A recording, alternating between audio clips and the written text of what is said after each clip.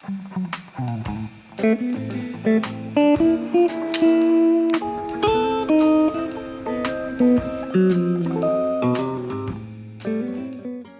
thank you for joining me today. How are you? No problem. I'm good, yeah. How are you? I'm good, yeah. So we're in Manchester today. Is this where you grew up? No, I grew up like near Preston in a little village called Ribchester. So like kind of like farmy place, but I've lived in Manchester for about 10 years. So how do you think your upbringing has affected your music and the lyrics you write?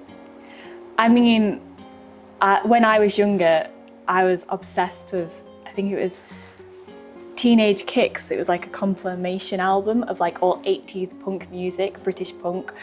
And basically that just completely shaped what I sing about and like how I play songs, how I play my guitar and stuff. I just love punk music and stuff. Yeah. So do you think is that your biggest influence in your music that you can hear? Like my parents' music. Yeah. The Clash and people like that. Yeah. What is the music scene in Manchester here like?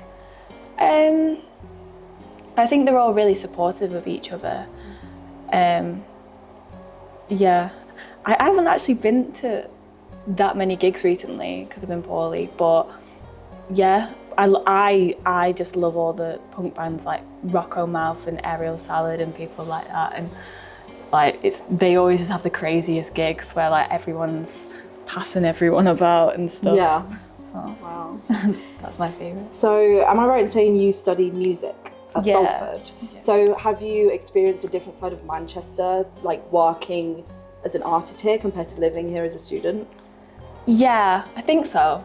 Like when I was a student, I only really like performed like in the uni and did stuff like that. And then when I went outside of that, then it was like more professional, and then you meet like so many more like new people and stuff.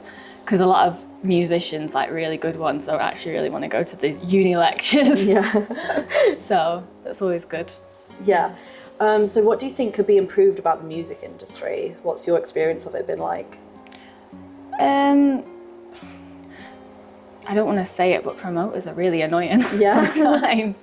Like I've had like friends with like in bands where like, I haven't had this personally, but like where they've sold loads of tickets and then like the promoters just randomly cancelled the gig and stuff. Like, am I allowed to swear? Yeah. They can be together sometimes. Yeah. I don't know. Yeah. Also, I wish sometimes ticket prices would be a bit cheaper, because it feels like a lot of people that go to gigs now are just like people with like the older like full-time jobs. There was just like I saw more students and like poorer people come. Yeah, it's definitely, they're just increasing and increasing, aren't they? Yeah. Never getting better. So do you have a long-term plan regarding your career, or do you think it's something you more like go with the flow with because you can't plan it? At the moment, I'm kind of going with the flow. I do want to release an album at some point. Yeah. But I'm hoping to maybe get a manager first and then maybe try and think of something. I do want to release an EP by the end of this year though, like a proper, really long, lengthy EP, which... Yeah, that's exciting. So you've released a couple of songs over the past year. Yeah. Are you sort of happy with the progress you've made since then and how they've done? Or is it something... No, I want to be superstar. Yeah. I'm never happy with any progress. I'm like, no. Until I'm like massive, huge, I'm like, no. Still much to improve. Yeah, you're ambitious. That's why I'm like, on TikTok, I like post all the time. Yeah. Because I'm like, I need to go viral. Yeah. This song is like worth going viral. Yeah. So is social media, do you think, the biggest way or the most effective way you get people to listen to your music? Yeah, well, a lot of girls don't really go to as many gigs unless they've seen it on TikTok, and I just think girls are like my main audience. Like, I write music for girls, so like they're just on TikTok and that's how they find their music, so yeah. Yeah. So how has your confidence evolved since you've started releasing music? Do you think it's affected you as a person? Yeah, I think when I release a song, like I'm always surprised by how many people like it, because I'm like a massive fan of myself. But like sometimes I think, oh, I'm a bit like maybe a bit niche.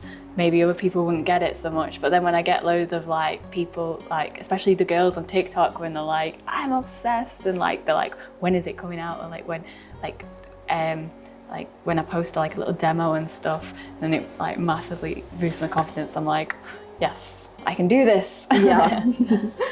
So growing up, was music always a part of your childhood? Yeah, I think I was writing songs from when I was about 6. Oh, really? Yeah, and I was always singing. And like, when I was like we've got loads of videos from when I was younger, and even when I was younger, like, I wasn't even necessarily singing a song. I would just make up songs as I'm going. Like, but you've always been a singing. performer? Yeah, yes, definitely. And what's your first musical memory? Do you have one that comes to mind? When I was 6 on stage singing like a really, really angry Avril Lavigne song. and like my mum was like, oh, you can't do that, like you don't know all the words and stuff. And then in the car, I remember showing her that I knew every single word and that I was gonna do it, I was gonna perform, because my mum was a bit like, a bit scary, but I was like, no, I can do it. Yeah. So you had the teen angst at 6 years old. Yeah. So in terms of songwriting, do you tend to write the melody first or the lyrics? I write, well, sometimes it just changes different. Like recently I've just been writing loads of lyrics and then working with my producer, and then I kind of come up with chords and stuff, and then he's coming up with riffs on top and stuff. So yeah. So you've worked with the same producer, right, for all of your songs? Yeah, well, I've got a new producer now. Oh, have you? What made you want to make that change? Horrific breakup. Oh, no. Sorry. So do you think the lyrics are more important to you? Would you say you're a lyricist? Yeah, but I do really appreciate a good guitar riff. Like, guitar riffs are like very important to me. Yeah. Like, it can't just be like a good lyrics and a good melody. Like, it has to be cool the whole guitar thing together. Yeah. It comes together. Yeah. Does a song change to you once you release it to an audience? Once it stops being yours and you let it go? No, I don't think so. Like, I just love it just as much. Yeah, it just becomes other people's, I guess. Yeah. So is it scary putting music out, do you think? The only thing that's scary is like if you put something out and you don't put any promo behind it. So like physically no one, because I'm quite unknown, if I don't promote my music, then like no one's just going to randomly one day decide to type in Issy Sutcliffe on Spotify. So if I don't promote it, then it physically goes to like hardly anyone. Yeah. So then it's scary, like if you release something, then you're like, oh shit, I've got no money to promote it. But that's why I've kind of held back from releasing recently. And then, so then I can just put a load of money into the promotion when it does come out, so it goes a bit boom. Yeah. So it's sort of a weird situation because you know your music's good enough that people will like it. You just need it to reach people and for them to find it. Yeah. How would you describe your sound? Gritty, but fast. A bit in your face. Yeah. There's a lot of energy in it, I'd say. Yeah. Which sometimes I don't realise I've got like a massive amount of energy until like I might listen to like other people, and then I listen to myself and I'm like, whoop, that took me out.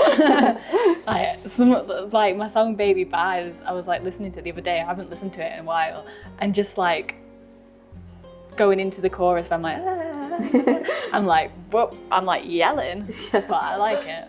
What's your favourite song that you've released? Killed a Man. Yeah. Because it's just so unhinged, but I love it. Yeah. What was the process of writing that one like? Well, I came up with some chords, and then my producer kind of made them like a lot better. And then I came up with the idea of, I think my boyfriend once killed a man, and then he like picked out that specific bit that I wrote and was like, right, no, we need to have that in. And then, yeah, we just kind of made it together. So do other art forms ever inspire your music, do you think? I really like film and characters. I really like people. I'm really interested in people. I have like a big projector and like a really small room. So like whenever I watch like a movie, it's like massive, and it like I proper like get immersed in it and stuff. Yeah. I mean, I do like a bit of art as well, and I like reading and stuff like that. Yeah. But definitely film is like the main one. I love film. Yeah. So I saw you said in another interview that you think the vibe of John Lennon's music creates the same vibe as the TV show Baby Reindeer, which is sort of an interesting concept that two different art forms can have the same vibe. Do you think there's a film that shares the vibe of your music? I would be able to think of one. Maybe some sort of Stanley Kubrick film. Yeah. But maybe that's... No, because it needs to be more girly, because I'm still quite girly. Yeah. Sort of I'll a have to weird come back mix. to you about Yeah. What is an album you couldn't live without? Sgt. Pepper's Lonely Hearts Club Band. Yeah, classic. Yeah, that's probably like my blueprint for everything in life. Yeah. Yeah, and if you could only listen to one artist for the next year, who would it be?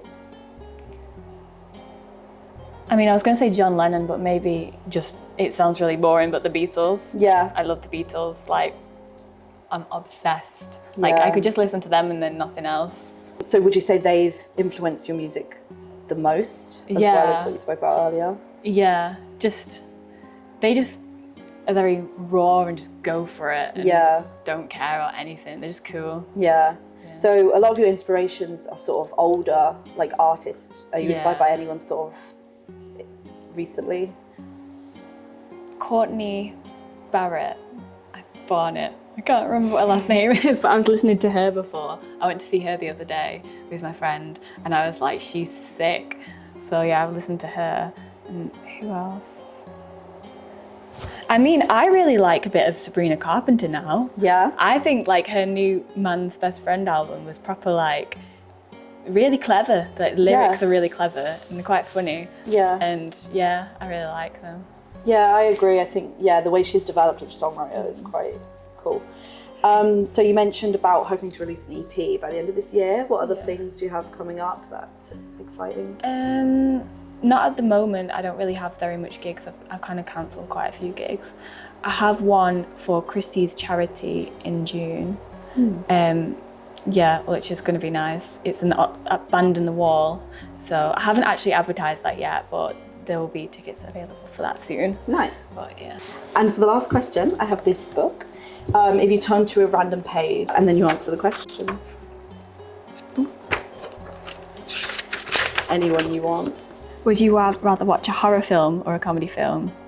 Horror film. Yeah? Million %. I'm obsessed with them. What's your favourite horror film? Us.